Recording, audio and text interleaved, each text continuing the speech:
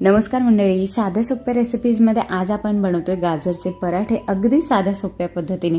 सगळ्यात अगोदर 2 मीडियम साईजचे गाजर स्वच्छ धुवून सोलून किसून घेतलेले आहे। त्यानंतर हिरवी मिरची, लसूण आणि थोडीशी कोथिंबीर यांचं वाटण बनवून घ्यायचं आहे। भरपूर कोथिंबीर घ्यायची आहे आणि ती सुद्धा बारीक चिरून घ्यायची आहे। 1 ते 2 चमचे दही घालायचं आहे आणि पिठांमध्ये आपण घेतोय 1 कप गव्हाचं पीठ आणि घरामध्ये जेवढी पिठं उपलब्ध आहेत ती सगळी थोडी थोडी घ्यायची आहेत।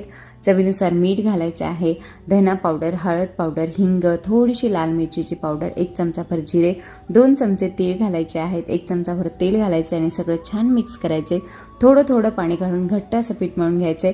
नंतर पिठाला तेलाचा हात लावून पीठ एकसारखं करून घ्या आणि नंतर त्याचे छान पराठे लाटून घ्यायचे आहेत। गरम तव्यावर दोन्ही बाजूला साजूक तूप किंवा मग तेल लावून तुम्ही हे पराठे खरपूस भाजून घ्यायचे आहेत। मंडळी, लहान मुलांच्या टिफिनसाठी बेस्ट ऑप्शन आहेत किंवा तुम्ही हे पराठे ब्रेकफास्टला सुद्धा खाऊ शकता, त्यामुळे नक्की बनवून बघा। Thank you so much.